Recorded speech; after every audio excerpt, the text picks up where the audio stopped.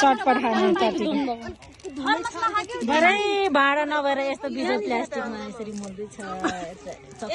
भन्न आइपुगेछ हाम्रो ग्याङहरू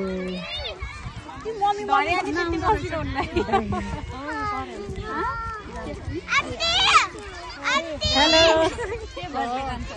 कस्तो हुँदैछ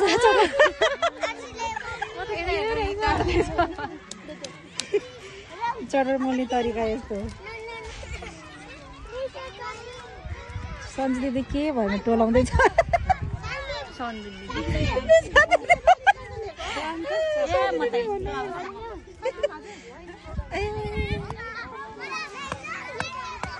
यता एक कपाल बार्दैछ छोरालाई छोरी बनाउँदैछ होइन